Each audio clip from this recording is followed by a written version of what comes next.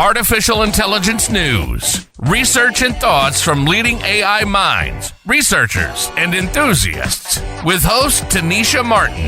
This is a show where we discuss artificial intelligence at the intersection of technology, cybersecurity, education, and society. We're going to let you finish, but Tennisha's got thoughts.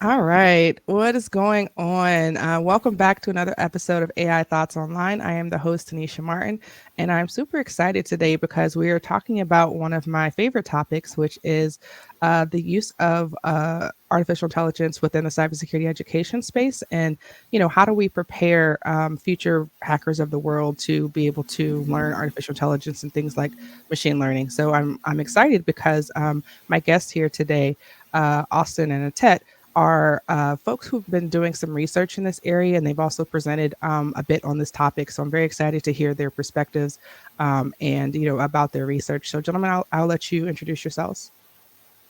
Okay, Athit, you first, please. Oh, sure. Hi, everybody. My name is Athit Kao. I'm a principal investigator and chief engineer at Nightwing. We are the cybersecurity business unit that recently split off from Raytheon, which was part of RTX, the largest aerospace and defense company in the world. I'm actually formerly from the biotechnology industry, so transferring my artificial intelligence and machine learning expertise from kind of the life sciences sector into the government space. Nice. Hi, everybody. I'm Austin Cusak. I recently was at the Cybersecurity and Infrastructure Security Agency. There, my focus was on taking very technical people and moving them into their first time leadership position over other technical people. How is that working? What was that journey like? So I was the one who was training them, working with them, helping them gain the necessary competencies to kind of make that journey successfully. And so designing that, figuring out how that works, has been my life for the last few years and a lot of my research. And now I am actually moving into a new agency to be a professor of leadership development. And in that place, my hope is that I'll also get to kind of really work with the technical workforce, because that's my love. I love working with very technical people in that space.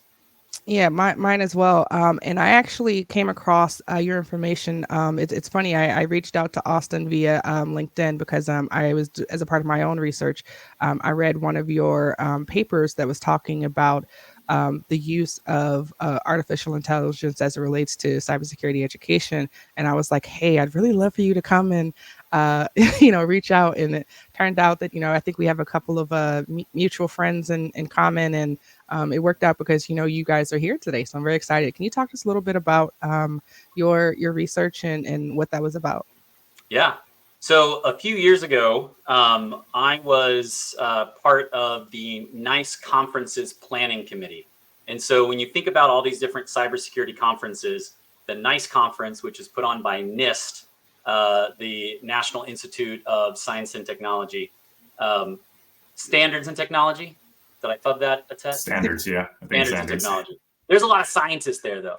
But anyway, a lot of acronyms. So NIST puts on a conference specifically designed for cybersecurity workforce. So that's all the people in academia, that's the private sector, that's government. But specifically, it's not the practitioners, it's the people that are supporting the practitioners, growing the workforce, trying to address what has been called the workforce shortage gap, those types of things. So that's what the conference is for.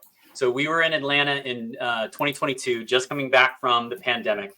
And so we did a hybrid 4-hour workshop where we tried to answer a lot of these questions because we had 50 experts in the room for 4 hours. And so this is what we were trying to collect, was address a lot of these issues, specifically around current and emerging technologies. What are we doing to train people in them? How are we getting our current professionals to actually adopt them? What age group should we actually be focusing resources? Because at this time, we were also starting to have the Office of the National Cyber Director at the White House. And they were trying to say, all right, let's have a strategic plan. And the goal of NICE, the goal of the Office of the National Cyber Director, was professionalization.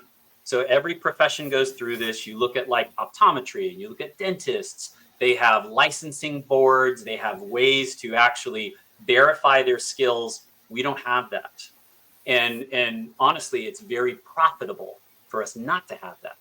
All these certifications, all these trainings, super profitable. So it hasn't happened like a lot of the other places have. So when we were having this workshop, then we specifically wanted to try to figure out about what will the workforce of 2027, what do they need? Do they need to be generalists? Do they need to be specialists? Do they need part AI? Do they need some AI?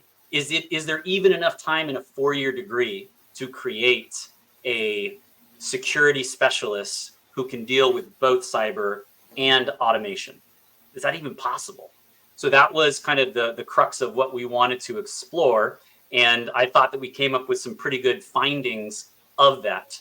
And it was also very surprising to see some of the disconnects between the audience and the panel of experts. It's a very big disconnect. So it was very evident quickly that the experts in the field were woefully unprepared for migrating to this new platform, understanding what needs to be happening in the next couple of years. So that was kind of what emerged. But I'll stop there for now. And Athit, you were a part of this process as well. Is that correct? Yes, served on the panel to answer questions, kind of present our perspectives on what our story was, how we got to where we were at. At the time, I was leading artificial intelligence and machine learning initiatives at Raytheon. So it was actually, I think, beneficial for the audience to know what my educational process and my professionalization process was to get to that point, so that they had kind of a baseline to be able to mentor and coach their students to push them towards certain things. I talked about my upbringing, what my public education was like, what my college was like, what grad school was like for me. And I think that was, it resonated with a lot of folks, because I think a lot of people in the audience had similar experiences, but there were some differences that some people didn't think about. For example, for me, I was in JROTC, Army JROTC for a long time in high school. And I feel that contributed a lot to my communications and leadership experience at that age, where having a little bit more coaching and knowledge there would really help you move forward in college and beyond. So things like that was, as Austin mentioned, a little bit eye-opening to some of the audience members.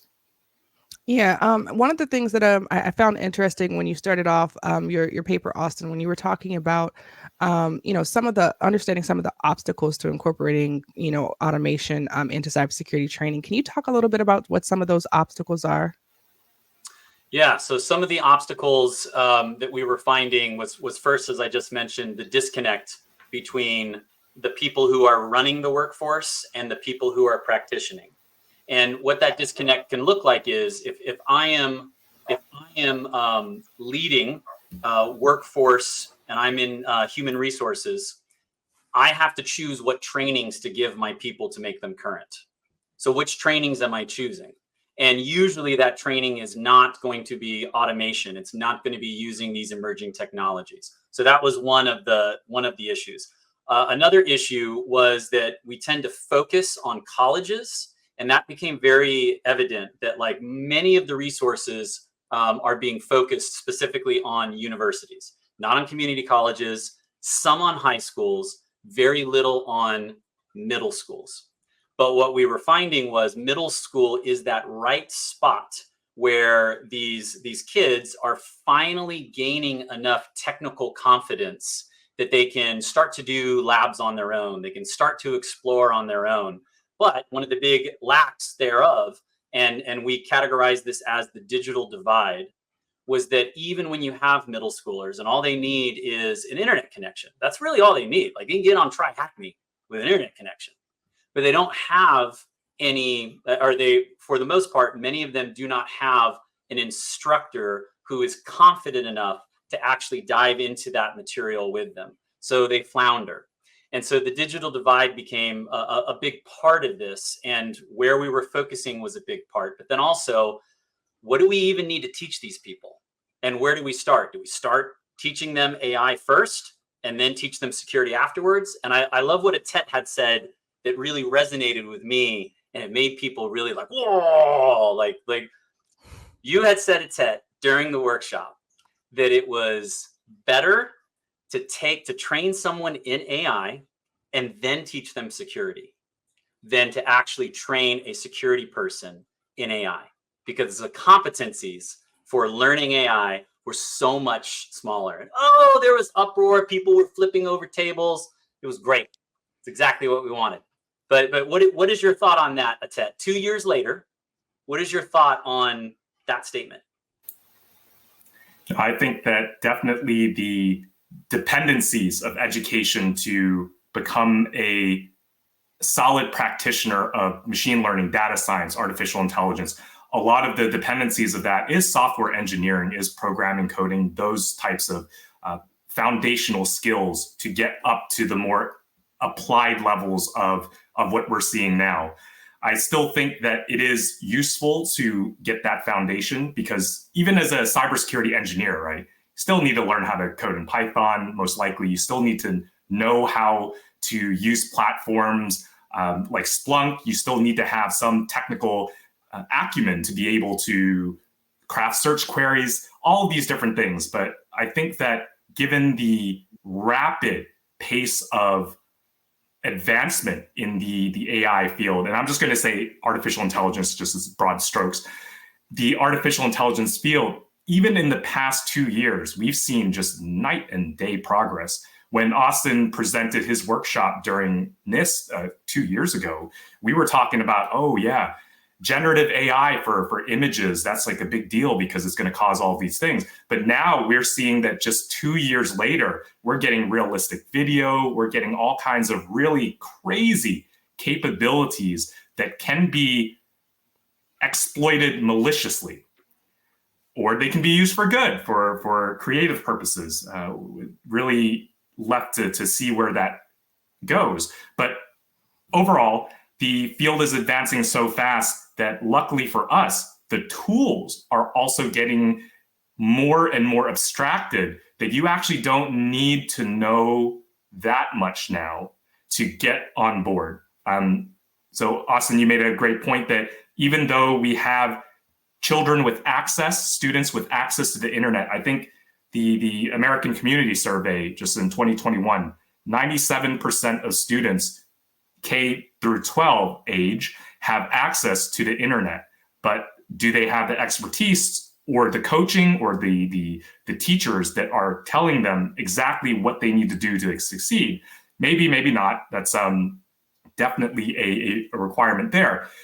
But with that access comes very high quality educational resources, YouTube, Udemy, Coursera, whatever, that are allowing these children to really get up to speed really quickly. Combined with the abstraction that we're seeing for a lot of these capabilities, you could literally spin up your own ChatGPT-like functionality in a couple hours, and you just need to know a few things. Versus 2 years ago, you would have had to know a lot more. Things were a lot more archaic. Things were a lot more very niche, specialized knowledge to get some of this stuff in your own hands. But to the point of what do students need to know now to get them started? Yeah, I still think that the foundation of good computer science theory, good programming skills, that's really going to help. But we're starting to get to a point where things are getting so abstracted that you don't need to know too much to get started. And once you get started with something like a large language model like ChatGPT, those capabilities start teaching you how to do things how you want to be taught. And then it's just this positive reinforcement. And I think it's going to be beautiful, really. It's going to be something to consider too is like imagine 2 years ago, Marquise Brownlee, right, on his MKBHD channel, he was just testing Dolly for the first time. That was 2 years ago that he was testing that and showing a bowl of soup with the cosmos inside of it. And now, like, thinking how far forward we are just with using the generative AI, it's a little staggering.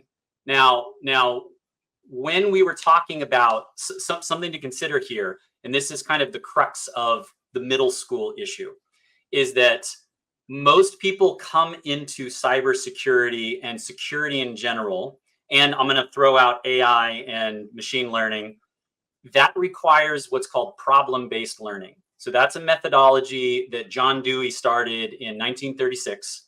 And that is what all of the medical schools and the dental schools and law schools, they all teach through this learning methodology, which is all about building a confidence.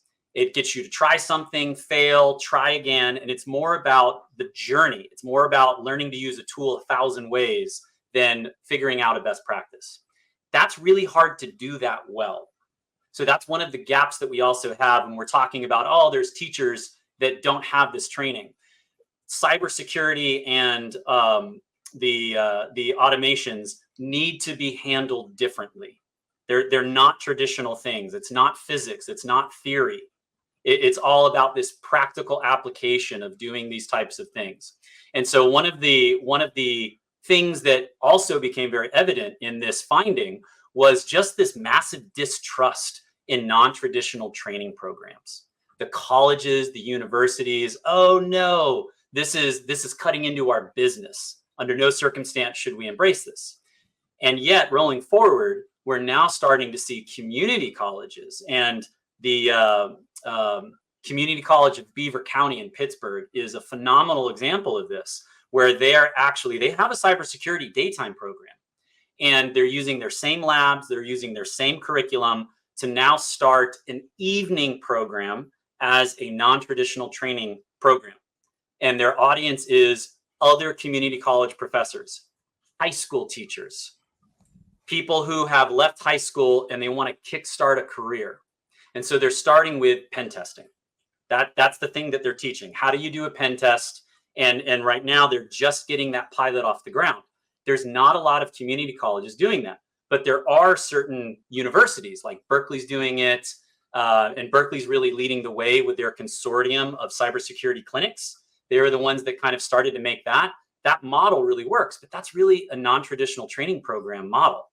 So when you have someone like a regular university and they look at cyber warriors and they look at NPower, which are these very established non-traditional training programs, there's this distrust where we can't be that, where in reality, they should be embracing that and using all of their funding and facilities to do both an NTTP and a traditional training pathway. Yeah, when we look at some of the historical, ways that people use the different types of education. So, for example, community colleges have traditionally been to prepare you for specific roles, right? Whereas I think when we look at what I think you guys defined as higher education, we're talking about providing, them with a maybe a breadth, not so much a depth into different areas. So, when I went to school, and this was, a couple of decades ago at this point, we taught computer engineering, we taught programming, we taught, like, hey, how operating systems, things of that nature, right? We provided the foundations, but it's not very, deep in terms of anything technical within the space, right? So the question is for, things that we're dealing with, like offensive security, for example, how do we get into something that's very technical? What I'm saying, and at what point do we, start teaching these skills to people? Because if you were like, hey, training people to be a pen tester, maybe that would be community college because that's preparation for a specific role, right? Whereas when you go to schools and, some of the high profile ones, at Carnegie Mellon, we didn't do anything about, any Cali boxes or, what I'm saying, there was not that hands-on piece, but this was again, several years and decades ago, right? So what does that look like, today? Who do we expect? I know you mentioned as far as timing that we expect, them to be introduced to things like emerging technologies in middle school, but who is responsible for this training? Who should be teaching it? So Opinions of Austin, right? So I'm not representing any government agency or anything like that. So Opinions of Austin. One of the first thing that we need to look at is actually what a lot of the other developed countries are doing in this space. And the US is somewhat unique amongst developed countries. So the UN, I looked this morning, so they consider 37 countries to be, quote, developed or industrialized. So of those countries, the US is unique because we're not really putting a lot of public funds towards things like the digital divide, whereas other countries are. We almost treat our digital divide answer to student loans and people going into the military. It's very telling when you see signs in other countries where it's like, join the military, give back. And then you look at it here in the US and it's like, join the military to get your college degree. And you're like, oh, that's how they hook us. That's interesting. So that's one aspect of it. But the other thing is that all of the other countries that are really doing this well have something like the Office of the National Cyber Director that we now have. And the Office of the National Cyber Director, that's who's creating the strategy. And it was heartening just a few months ago to actually be in one of the workshops with the nice people, the cyber director, those who are running the center, the national center, the Centers of Excellence for Cybersecurity. So the CAE program that people can, all the schools can join that, as well as the National Science Foundation. So all these different people are getting together. And the big topic was we need to have a track for college students that's specifically for security of AI. That is the top priority right now. So when you have someone like the White House pushing that agenda, that's exactly what we need more of. We need more of that being public so that a lot of the private sector can then pick up the slack and they can start to create training and they can start to say, hey, universities, this is what we need. So we don't have a lot of forums to actually meet and do that talking, right? We don't do that at Black Hat. We don't do that at DEF CON. We do that at the NICE conference, but we don't have a lot of forums to really pound that out and even figure out what would that look like? What does academia need? What should be pushed federally? And so South Dakota is a great example of that, or North Dakota, one of the Dakotas. Professor Straub, North Dakota State, he was successful in getting the state to pay for and make it a law that cybersecurity would be taught in every elementary school. Oh, wow. And so since he did that, and so he got like an $18 million grant to actually pack that out. And then shortly thereafter, 22 other states are starting to add legislation that says in elementary school, people need to be aware of this security. They just need awareness.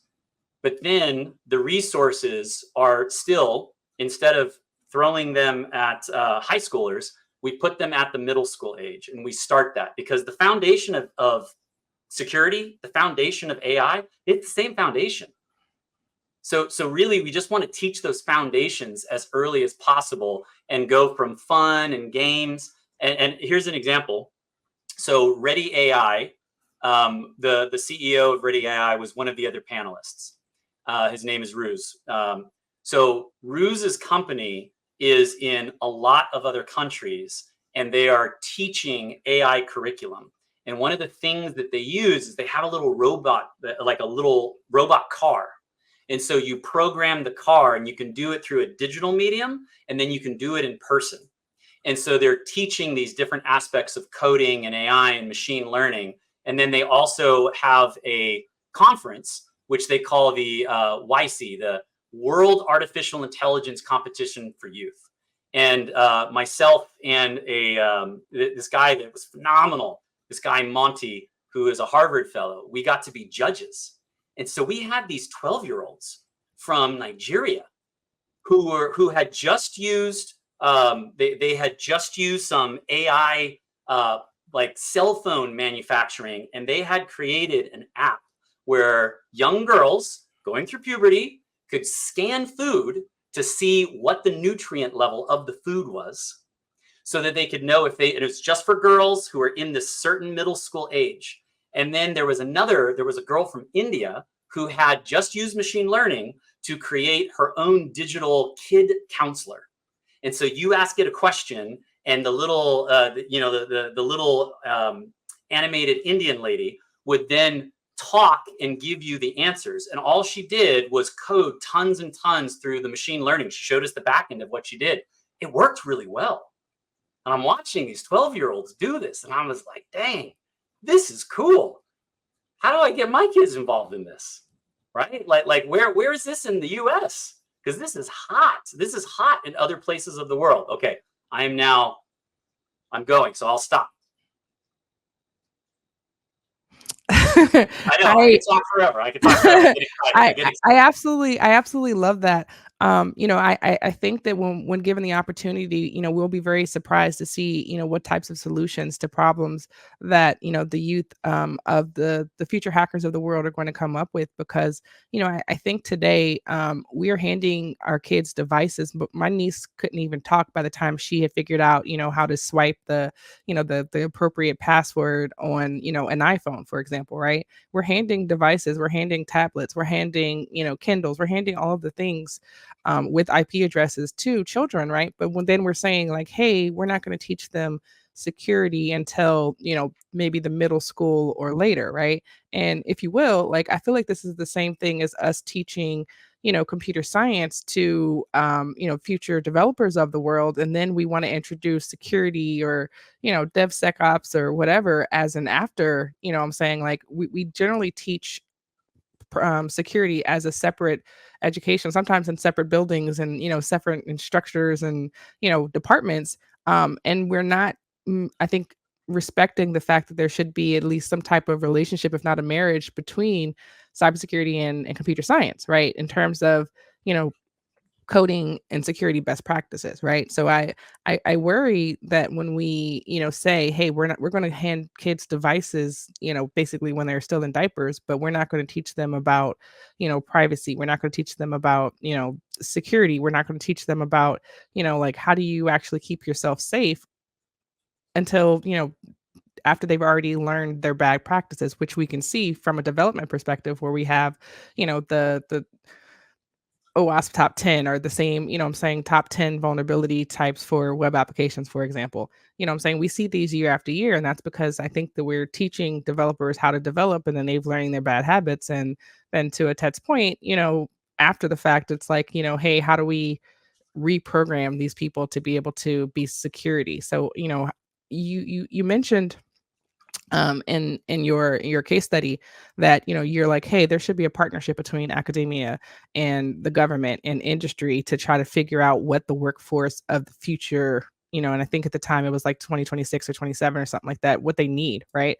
So what does that look like today? How do we kind of get better in terms of improving from our mistakes that, over the history of devices and web applications and all the things, so that we can basically have this kind of like built in for the workforce of the future. Well, let me throw this out, and then I want to hear your thoughts, Athit. So when we're talking about the delineation between academia, government, and the private sector, I'll use those terms. The role of government is to do important things that are not profitable, right? That's the role of government. So like paving roads, it's important. We don't want that to be profitable, right? We don't want people to scalp us on that. So that's the role of government. But the goal of government is to take certain things like cybersecurity or technology and move it into a space where the markets can actually take it over and run it, and right, because that brings the best value to them. So there's two things to consider here. One is when it comes to getting academia in line and actually preparing the correct things, I think it kind of needs to also be addressed that there is kind of a bigger issue between tech and the tech industry's desire to be innovative. And they see security as, it's just getting in the way. And you are now seeing from the government, CISA specifically, the agency that I used to work at, they were very good at creating new programs like Secure by Design. So that was one of Jen Easterly's big programs, was Secure by Design, and trying to say, hey, everybody, it needs to be baked in, right? Secure by Design, it needs to be baked in. So I don't know if a lot of academia actually is grasping, right? Where are the groups that are talking about these things together? And I know that Athit, some of your work was reaching out and actually bridging that gap. Is that correct? Like Cyber Patriot, the NCCDC. So a lot of the to touch upon Tenisha's point of, there are a lot of bad habits that these students may start to develop before they attempt to learn the good habits, right? So security by design, DevSecOps. I kind of see it as we'll get there. I'm reminded when Tennisha said this, that in the early 2000s in computer science programming, you weren't taught DevOps. Like that wasn't really a thing. And it was around. It just wasn't really a thing yet. But nowadays, you're taught about DevOps, you're taught about CI/CD, you're taught the good habits of using version control and all of the structures around a successful engineering project in college now. So, I mean, if you don't get taught that, you wouldn't be very competitive once you're out in the professional world. But I believe that a lot of this is feedback from industry. So to your point, Austin, I think there are a lot of relationships between industry and academia that happen. So one is, like you just mentioned, Cyber Patriot, NCCDC, the National Collegiate Cyber Defense Competition. There's the National Academy Foundation, which is an industry academia partnership that high schools can get involved in having their community of industry professionals come and volunteer to coach and teach students. There are many different programs that are preparing at least the students that have access to that, what the best practices are. And with that, I think that's going to kind of disseminate and through osmosis, just kind of get to the wider academic curricula, that these are things that you need to know moving forward. You probably want to get somebody to start teaching that sooner than later. And I just want to point out, Tennisha, that this was shocking to us. But there was actually 2 work groups, because we had these 7 different work groups, right? And I gave them each these big juicy questions to chew on for like 45 minutes before we even came up for air. And 2 of the groups both came up with this amazing idea that if only universities were allowed to seek being profitable, they would solve all our problems. That was the big problem, is that universities were limited in seeking profitability, and they would just self-regulate. And it was a bit shocking to hear this one table and then this next table and see everyone's head. Oh yeah, that's a really good idea. And you're like, what? No, that's not a good idea. but so that's kind of where their head is still at. Do you remember that, Athit? I don't know if you remember that. Yeah, I mean, I guess there may be some influences of the benefits of capitalism and free market for self-regulation, and the competitiveness will allow others to rise above the rest. But to your point, Austin, I mean, I see the educational system, especially higher education, being very different in even 5 years from now, 10 years from now, 20 years from now. I don't think they'll have the same components that we went through when we went through school. So it's hard to see what the future is going to look like, but definitely with a lot of the technological advancements and COVID really allowing us to mature virtual remote technologies, things are going to look very, very different. I think it's interesting because, you mentioned that the educational landscape is going to look very different in, 5 or 10 years. And I think when we look today at how we train, like very technical niche professions, so like I'm thinking like penetration testers or like, mainframe testers or, any number of very technical specific things. We have a set of companies, and I think for the most part, you'd probably consider them NTTPs, non-traditional training programs, where and they're probably for-profit companies who are out here who are basically making money hand over foot. They're basically printing money because they're training people in these very technical areas that a lot of educational systems haven't caught up with, right? So if you're going to be working in the penetration testing space, for example, and I keep coming back to that because that's just the area that I work in, but if you're going to be training people in this area, it's like, hey, we're not teaching these skills in schools. We're not teaching like hands-on keyboard skills that they want you to be able to see. Where,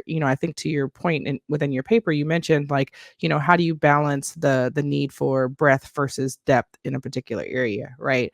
And I think that we could probably come to a consensus that the expectation for our higher education is that we want to provide them with a generalist education, right? Not necessarily. And I think that when we look at the role of, for example, community college, then maybe they're more specific in terms of like, hey, we're doing targeted training for a specific thing. But right now, that role to fill those spaces are primarily being filled by NTTPs. So, I mean, I guess, which is operating in a very, I think, profitable margin right now, because I see some companies out here like, for example, like the SANs of the world and the TCMs of the world who are coming up with very technical training. And it seems to me like they could be just printing money because, right now the higher education, high schools, no one else can really compete.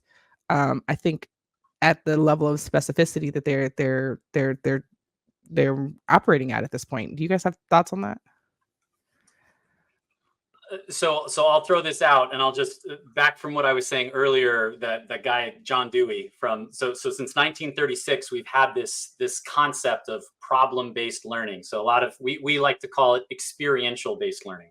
Mm-hmm. So when you look at a group like SANS that is able to charge $8,800 for a week of training, right? It's a big price tag. What are you getting for that money? The idea that they're charging is that after that week, you actually will be able to do the skills. How do they do that? That's the problem-based learning. You go there, they teach you a concept, and then they've got all these sandboxes and workshops for you to just beat your head against. And then there is an expert who is walking around the room, and they don't give you the answer. They coach you through the problem. That takes a level of skill that's harder to do. And because that's harder to do, the people who are doing that really well, they can charge a lot for it. A module that is self-paced, that's pretty easy to do. The only one that I've seen that is just outstanding is actually the Google security certification. So Google security certification, it's on Coursera, so it's pretty much free. And if you're in a community college can actually adopt it for free. So they've just thrown it out there. But after you go through it, it's a lot of labs.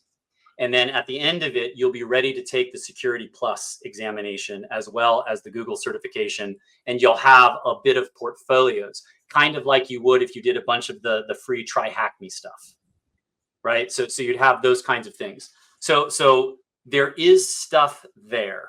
There is stuff there, but it's harder to do. Training the instructors to use that, right? And you think about like a medical school. That's hard. It's hard to train a doctor to do a bunch of different stuff. It's hard to train lawyers. It's equally as hard to train us in cybersecurity, especially when none of us are really coming here through the same means. This mountain that we're on, we're all coming here from different, like different ways, you know? So that even makes it even more challenging. And we can't agree upon, well, what competencies are really needed? What does a career path really look like for us? What are your thoughts on that? Oh, go ahead. No, I was just going to say, you know, if we look at that medical school model, right, they do their 4 years of generalist, like, you know, hey, you learn a little bit of this, a little bit of that, right? And then they'll do like another, you know, 2 to 4 years of very specialized, right, of training, right? So if they're going to do like neurosurgery or something like that, they'll do, you know, for however many years, you know, specialized residency and then rotations. Yeah, and then they'll spend that time getting specialized training, right? What is the equivalent of that in the cybersecurity and then the AI, you know, space? You know, what does that look like? Because, you know, you do your 4 years, right? And the problem that I had when I graduated is like, hey, I've got a computer engineering degree. Yeah, I can program, I can do all of the things, right? But, you know, unless I want to get a job doing programming as far as cybersecurity, they want you to have hands-on keyboard skills, right? So is our new normal that we want our future cybersecurity professional of the year to do their 4-year degree, and then they have to go and do some other X amount of time, you know, above and beyond that to basically get the specialized training that they would need to go into some of these niche areas? Or, you know, what does that look like? Got a lot of thoughts, but it's it. I'm capitalizing. Go ahead. I'll let you go first. No. I'll say I agree with what Austin's saying. I mean, education's hard. We think that it's such a simple thing because everybody hopefully goes through K through 12, they get through high school, and then they decide whether or not they want to continue. But for the student, it's difficult. For the teacher, it's difficult, right? High quality education is a difficult thing to generate. And then having the students actually be able to get value from that to move on with their profession is a whole nother story. But I will say that it's easier now, or it should be. I feel that democratization of very niche topics or education for those very niche topics are pretty much universal. You can learn literally anything you want on YouTube, from Coursera, from EDX. It's out there. Whether or not you have the motivation to go all the way through is a whole nother thing. But to Austin's point, and yours as well, Tennisha, that you need the specialist there to help coach a person through. If they get stuck on something, if they don't have the right infrastructure there to support them, they might just give up. And if that's the case, then where is the failure there, right? I do believe that given the new technologies that we have available to us, even in literally the past 2-3 years, with large language models that are able to relentlessly answer questions, explain it to me like I'm a 5-year-old, like explain it to me in every different aspect of every different perspective, that now we have more qualified automated systems that could help. So given that, back to kind of the original question of what do we think of the education right now for these niche topics of AI and cybersecurity, I do believe that those resources are here. We just need to get people to a certain level to be able to really capitalize on it. And I'll give a quick example of this. When I went through my biology and life sciences degree, I just did some computer science on the side because that was something I found fun from high school. So I wanted to keep up with that. But nowhere did I learn anything about systems administration. Nowhere did I learn about scaling workloads or anything like that. I just learned computer science theory and some Java programming, some C++ programming. Sure, I could code up some things, but it's in a very limited context. Like you said, Tennisha, right? We learned very specific things. We didn't learn the broader context of it. Luckily for me, I was developing those skills in the age of DevOps and CI/CD, and I was interested in that too. So I learned a little bit more about just Linux systems, how to actually sysadmin things, how to make your own servers, et cetera, et cetera. And it got to a point where I knew enough tangential things to be able to troubleshoot on my own, or at least know where to look for help when it comes to, I reached this interesting error trying to set up the system that I need to be able to test things to move forward with whatever I'm doing. But from that perspective, I think that all of the tangential things that a person can learn, they just need to get to a sufficient level where from that, they're kind of self-sufficient with troubleshooting. And they'll be able to move forward with a purely online course without the need of a coach there to move them through, because they've developed those kind of troubleshooting skills to be able to move forward without having to pay $8,800 for a week-long course. But then again, at the end of their educational journey there, they may or may not have some sort of recognized degree from that. And I think that's a whole nother story. I'm a firm believer in degrees being able to show that a person has gotten through a thing. And but I think that might be another question and maybe a longer discussion there. But. Well, yeah, and to add on to that, when we did this workshop, it became very clear, and it's in the paper, that a lot of the universities, because a few of the questions had to deal with, hey, I want to start a career in cybersecurity, but I don't want to go to a four-year university because my parents are still paying off their student loans, and I don't want to chain myself to a life of student loan debt. So what do I do? And a lot of the university people felt that was the only real way to do it, is take the loans, it's worth it. And so I think part of deconstructing that as kind of the model that we do, and again, we're unique in this space because most other developed countries, you leave high school and you're either going to go to university, which is free or very cheap, or you're going to go to a trade school. You're going to do one or the other to be a functioning member of society. So we don't quite follow that model, but that's something that we should be trying to emulate. And so if we were to look at, well, why are we not quite the same as optometrists? And what are we using? The answer is that we're over-relying on certifications. It's not great, but it's the best that we got right now, is to say, oh, you have a CISSP. You must have a baseline knowledge of IT security, right? But I mean, the CISSP doesn't really help you in cybersecurity. It gives you knowledge of best practices, but that's not the be all end all. So the certifications are what we are using as we work towards professionalization.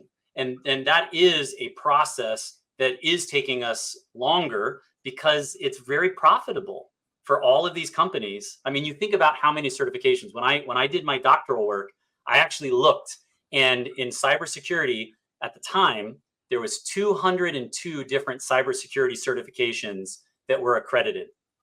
That's bonkers, right? There was only 56 different, quote, professions within cybersecurity.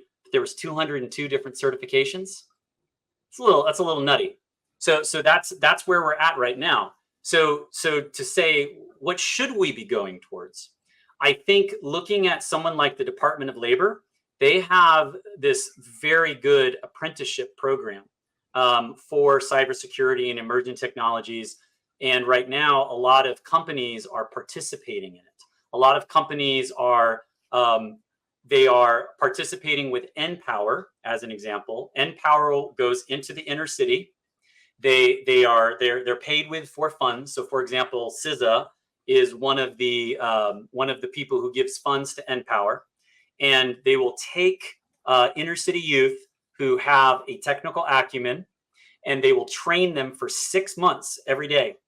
And then at the end of that 6 months, they already have agreements in the city that they're in to go and place that person as an intern for 4 months. If it's a good fit, they hire them. So there's an agreement already in place to do that. That model's fantastic. These are people coming right out of high school. And so us trying to have more trade school types of trainings, and here's a big reason why this is so significant. Many of the people that I work with that are phenomenal cyber experts are neurodivergent, especially ADHD and autism, or both. And they crush it. They can hyper focus on things that they're interested in. They're hyper logical, right? When it's a real stressful ops tempo, they're cool as a cucumber. And then even better, because their brain is neurodivergent, they tend to think a lot more laterally about problems. We call that thinking outside the box. That's called lateral thinking versus very linear thinking. So they're very good at coming up with creative ways to circumvent or try new things. And they don't get bullied. They don't like lose that.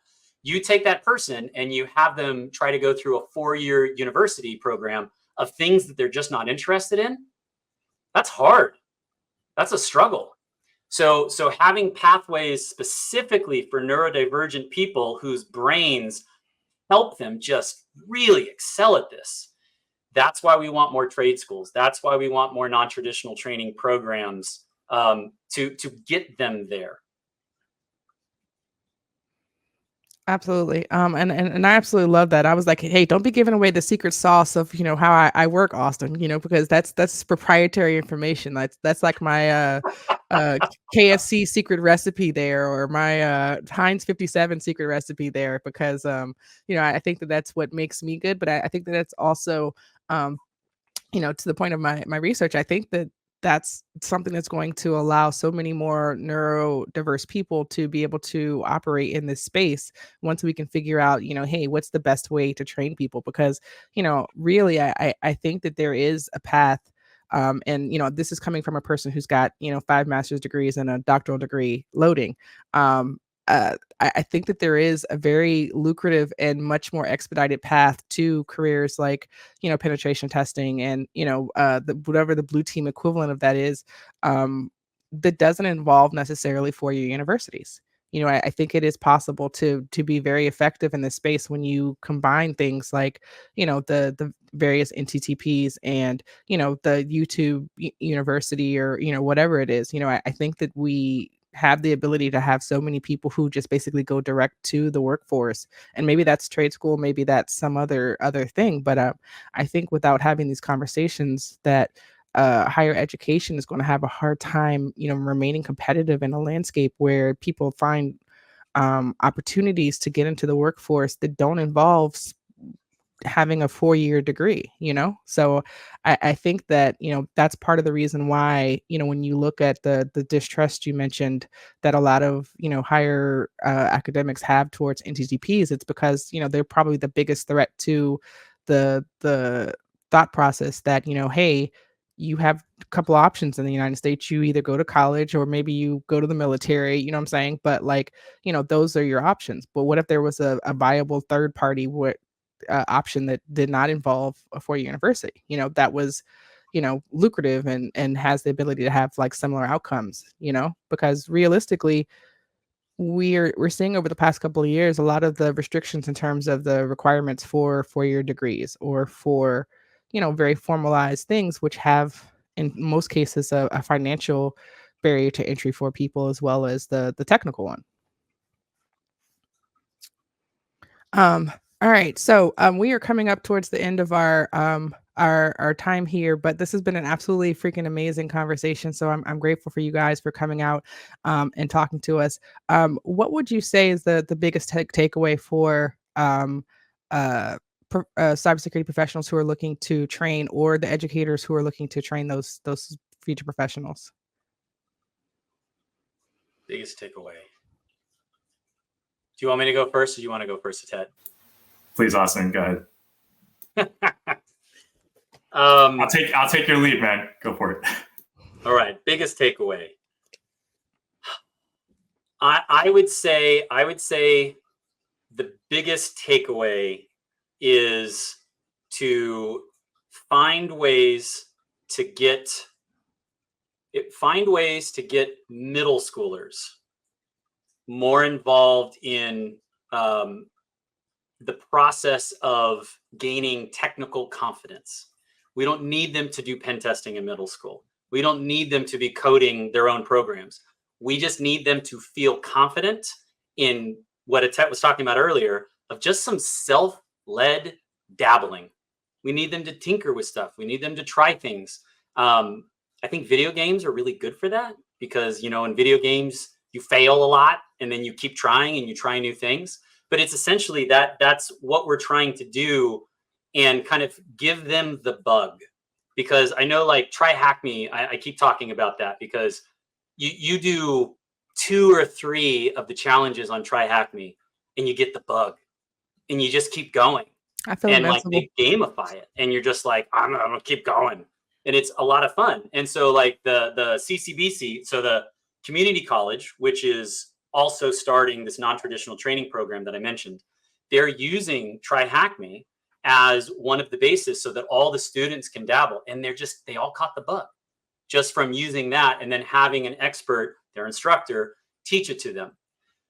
But so doing that in junior high is going to be ideal. Well, how do we do that? We need to get more of those instructors incentive pay, right? If they go and get these advanced degrees, the state should be giving them an incentive pay for being able to do problem-based learning methodologies, which they can get training on, right? It should be giving them, if they can teach AI, if they can teach machine learning on any of the platforms that do that, they should get bonuses for that. And they should get free training for that. And the NSF gives grants. So I think trying to have like that community college, CCBC, they're applying for grants so that high school teachers and other community college professors aren't going to have to pay to attend the training. The NSF grants will pay for it. So why are we all not doing that? Why are more community colleges not stepping up and filling the gap? So that would be my biggest takeaway. Absolutely. Athit? Yeah, I loved what Austin said about just dabbling, experimenting, just breaking things. That's a huge part of learning and being able to develop your own troubleshooting skills. Quick example from my computer science journey, when I learned how to use containers and containerization, you could literally spin up a virtual representation of your system and break it, and then just respin it back up in a split second, versus old school, you'd have had to re-image a whole computer, et cetera, et cetera. So having tools that allow you to break things and move forward quickly would definitely help any person that's trying to learn a new thing, specifically cybersecurity, specifically artificial intelligence, machine learning, data science. A lot of these things are, I feel people don't want to experiment because they don't want to break the thing, but I feel that that's how we learn best. Before I left Raytheon, I was the innovation strategy manager for Raytheon Engineering.